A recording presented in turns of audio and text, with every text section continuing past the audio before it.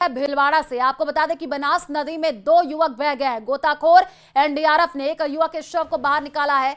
जालमपुरा गांव के पास बनास नदी में यह हादसा हो गया है। ट्रक चालक और परिचालक नहाने के लिए उतरे थे बनास नदी के पानी में, तभी ये हादसा हुआ है। भीलवाड़ा से बड़ी खबर आपको बता रहे हैं, बनास नदी में 2 युवक बह गए हैं। गोताखोर और एनडीआरएफ ने एक युवक के शव को बाहर निकाला है। जालमपुरा गांव के पास बनास नदी में यह हादसा हुआ है। तस्वीरें आपको दिखा रहे हैं। ट्रक चालक और परिचालक नहाने के लिए उतरे थे और तभी अचानक से ये हादसा हो गया।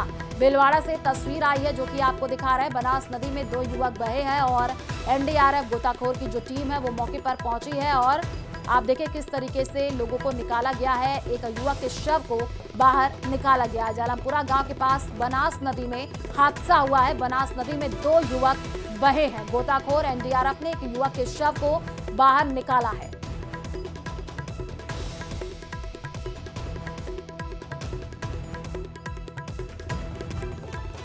तो बनास नदी में 2 युवक बह गए हैं। बड़ी खबर इस वक्त आपको भीलवाड़ा से बता रहे हैं। तस्वीरें आई है वो भी आपको दिखा रहे हैं। गोताखोर और एनडीआरएफ ने एक युवक के शव को बाहर निकाला है। और इसी बीच बड़ी खबर बूंदी से है, जहां भले ही बारिश हुए 10 दिन हो गए लेकिन आज भी यहां पर पानी का सैलाब सड़कों पर दौड़ रहा है। बूंदी शहर के नवल सागर झील से आज फिर गेट खोल करके पानी की निकासी की गई है, जिसके चलते शहर के मुख्य बाजार चौमुखा, सदर बाजार, ठठेरा बाजार, मीरा गेट तक पानी ने अपना कब्जा जमा लिया है। सड़क पर करीब 2 से 3 फीट तक पानी की आवक होने से लोगों को भारी परेशानी का सामना करना पड़ रहा है। तस्वीरें आप देखिए, पानी में किस तरीके से सड़कें डूब चुकी हैं। 2 से 3 फीट तक पानी भरा हुआ नजर आ रहा है। बूंदी की ये तस्वीर आपको दिखा रहे हैं। सड़कों पर सैलाब आ गया है, पानी में सड़कें पूरी तरीके से डूब चुकी हैं। नवल सागर झील के फिर से गेट खोले गए हैं और सड़क पर 2 से 3 फीट तक ये पानी बह रहा है। आप देखिए सब कुछ डूब चुका है और लोगों को कितनी ज़्यादा परेशानी हो रही है। तस्वीरों से आप अंदाज़ा लगाएंगे, ये सड़क है जो कि पानी में डूबी हुई नजर आ रही है। 2 से 3 फीट तक पानी भरा हुआ, जिससे आम जनजीवन अब प्रभावित होता हुआ दिख रहा है।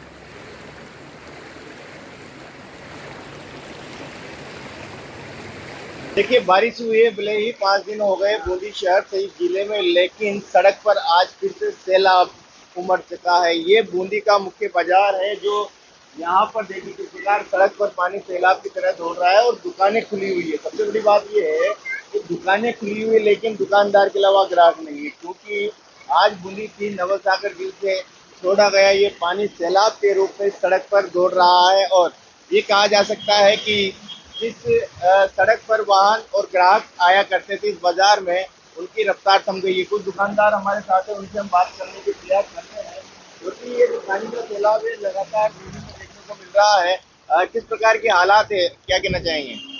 सर, ये हालात पिछले 20 दिन से बने हुए हैं और बिना कहे, बिना सूचना दिए हुए हमारे को ये पानी छोड़ दिया जाता है।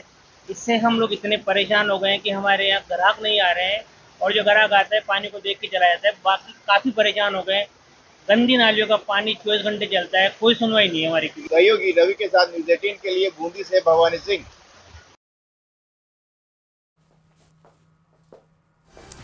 और चलिए रुक करते हैं अगली खबर की ओर। सवाई माधोपुर के चौथ का बरवाड़ा इलाके में उस वक्त बड़ा हादसा हो गया जब देवली बनास नदी की रपट पर बैलेंस बिगड़ने से मुकेश नाम का एक युवक तेज बहाव में बह गया।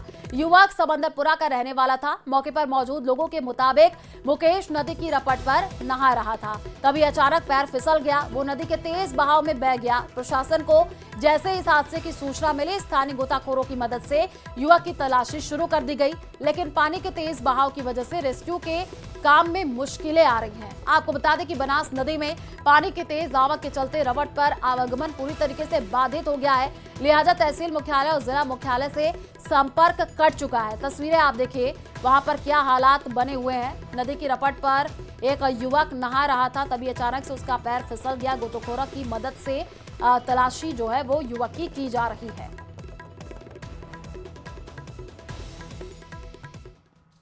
बड़ी खबर बांसवाड़ा से है, जहां प्रस्तावित नए कोर्ट भवन के विरोध में वकीलों का आंदोलन दूसरे दिन भी जारी रहा। वकीलों ने भवन में मूलभूत सुविधाओं की कमी को लेकर के कलेक्ट्रेट परिसर पर धरना दिया है और सद्बुद्धि के लिए हवन यज्ञ भी किया है। बार एसोसिएशन के नेतृत्व में चल रहे इस विरोध में जिले भर से करीब 400 से ज्यादा वकीलों ने भाग लिया है।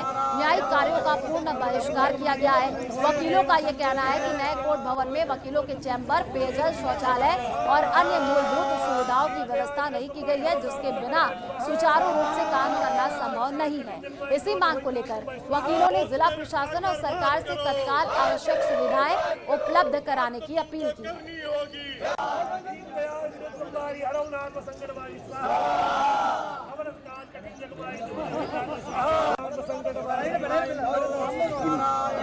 जो वकील हैं उनके लिए प्रमुख चीज़ें नहीं तैयार की गई। इसको लेकर वकील लगातार यहाँ पर दूसरे दिन भी आज धरना दे रहे हैं और आज ये यज्ञ के साथ हवन कर रहे हैं, जिसमें जज से लेकर सारे सब अधिकारियों के लिए सद्बुद्धि के लिए आज यज्ञ किया जा रहा है। साथ ही जो इनकी प्रमुख मांग यही है कि वकीलों के चैम्बर की व्यवस्था नहीं की गई है और साथ ही मूलभूत सुविधा नहीं है। यहाँ पर एक वकील है, उनसे हम पूरी राय जानेंगे कि आज आप क्या धरना कर रहे हैं। आज हमारा विरोध प्रदर्शन के दूसरे दिन हम लोगों ने सद्बुद्धि यज्ञ का हवन का कार्यक्रम लिया है। हम ईश्वर से प्रार्थना करेंगे कि बांसवाड़ा के बैकवर्ड इलाके के 400 अधिवक्ताओं और क्लाइंटों के बैठने के लिए सुचारू व्यवस्था न्यायालय नवनिर्मित न्यायालय परिसर में हो। ऐसी जो करतार धरता लोग हैं उनको सद्बुद्धि दे, जिससे हमको कुछ राहत मिल सके। आपकी प्रमुख मांगे जो है मूलभूत सुविधा नहीं, वो कौन कौन सी है? हमारी नवनिर्मित न्यायालय परिसर में मूलभूत सुविधा ये होती है सर कि यूरिनल नहीं है, पानी पीने की प्याऊ नहीं है, महिला अधिवक्ता हैं उनको वहाँ किसी तरह की सुचारू व्यवस्था नहीं है, बैठने की व्यवस्था नहीं है कि हम क्लाइंट से उसके कागज बैठकर देख सकें। हमारी जो कहते हैं ना मानव मूल्य या जो हमारी मूलभूत आवश्यकता है उसके प्रति उनका ध्यान आकर्षित हो, इसके लिए सर अगर आपकी मांग पूरी नहीं होती तो क्या आप उस कार्यालय में प्रवेश करेंगे? अनवरत चलता रहेगा, आंदोलन चलेगा, उसके स्वरूप बदलते रहेंगे, आंदोलन चलेगा। इनका यही कहना है कि जब तक मांग पूरी नहीं होगी इसी तरह आंदोलन चलता रहेगा। आप पीछे देख रहे हैं जहां हनुमान चालीसा का पाठ कर ये धरना दे रहे हैं, जहां हवन भी किया जा रहा है, साथ ही पदाधिकारियों की सद्बुद्धि के लिए यज्ञ किया जा रहा है। बांसवाड़ा से आकाश सेठिया, न्यूज़ 18 राजस्थान। और वहीं दौसा के चूड़ियावास में एक स्कूल में फूड पॉइजनिंग का कहर देखने को मिल रहा है। यहाँ 100 से ज्यादा बच्चे फूड पॉइजनिंग का शिकार हो गए। सभी को उल्टी और पेट दर्द की शिकायत मिली, जिसके बाद उन्हें अस्पताल में इलाज के लिए भर्ती कराया गया। वहीं मामले की जानकारी मिलते ही प्रशासनिक अमले में हड़कंप मच गया। कलेक्टर ने तुरंत जांच के आदेश दिए हैं। पोषाहार के सैंपल लिए गए। फूड इंस्पेक्टर भी मौके पर पहुंचे और इतनी संख्या में बच्चों के बीमार होने से अस्पताल के वार्ड फुल हो गए। तस्वीरें आप देखिए, अस्पताल की तस्वीर है जहां पर किस तरीके से बच्चों को तुरंत भर्ती कराया गया है और फूड पॉइजनिंग का ये पूरा मामला है। 100 बच्चे फूड पॉइजनिंग के शिकार हुए। तकरीबन 50 से अधिक बच्चे नांगल CHC पर पेट दर्द, सर दर्द इत्यादि शिकायत के साथ आए थे। रीज़न प्रारंभिक ये पता चला है कि जो पोषाहार का खाना दिया जाता है संभवतः तकरीबन 200 बच्चों ने खाया था और उसके बाद इस संख्या के अंदर बच्चे आए थे, तो संभवतः वह कारण है इसका। उसके बाद तकरीबन 15 से 20 बच्चों को वहीं पर ही ट्रीटमेंट दिया गया और उसके बाद 15 से 20 बच्चों को अभी डिस्ट्रिक्ट हॉस्पिटल दौसा के लिए रेफर किया गया है। मैं तकरीबन 50 से अधिक बच्चे नांगल CHC पर पेट दर्द, सर दर्द इत्यादि शिकायत के साथ आए थे। दौसा जिले के राजकीय उच्च माध्यमिक विद्यालय चूड़ियावास में पोषाहार खाने के बाद बच्चों की तबीयत बिगड़ने लगी तो हड़कंप मच गया। बच्चों को नांगल और दौसा अस्पताल में भर्ती कराया गया। कुल 156 बच्चों ने पोषाहार खाया था, लेकिन जो तबीयत खराब हुई वो 100 से अधिक बच्चों की तबीयत खराब हो गई, जिन्हें दौसा जिला अस्पताल सहित नांगल अस्पताल में भर्ती कराया गया। घटना की गंभीरता को देखते हुए दौसा कलेक्टर देवेंद्र कुमार सहित आला अधिकारी मौके पर पहुंचे। इस पूरे मामले में अब कलेक्टर ने जांच के आदेश दिए हैं और कैबिनेट मंत्री कर्नल राज्यवर्धन राठौड़ अपने एक्शन मोड में जनता के बीच में है। जी हां, हाल ही में उन्होंने आधी रात को अपने विधानसभा क्षेत्र झोटवाड़ा में चल रहे विकास कार्यों का औचक निरीक्षण किया।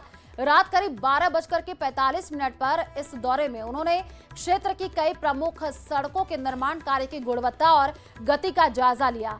कर्नल राठौड़ ने अपने दौरे की शुरुआत कालवाड़ रोड से की और फिर गोविंदपुरा, होथोज link road, Khatipura road, Rangoli garden, Maharana Pratap road और साथ ही साथ लालपुरा और धाबास में चल रहे सड़क निर्माण कार्यों का भी निरीक्षण किया। निरीक्षण के दौरान कर्नल राठौड़ ने सड़क निर्माण की गुणवत्ता को बेहतरीन बताया और काम की गति पर संतोष व्यक्त किया। उन्होंने मौके पर मौजूद संबंधित अधिकारियों को आवश्यक निर्देश भी दिए ताकि काम में कोई ढिलाई ना हो।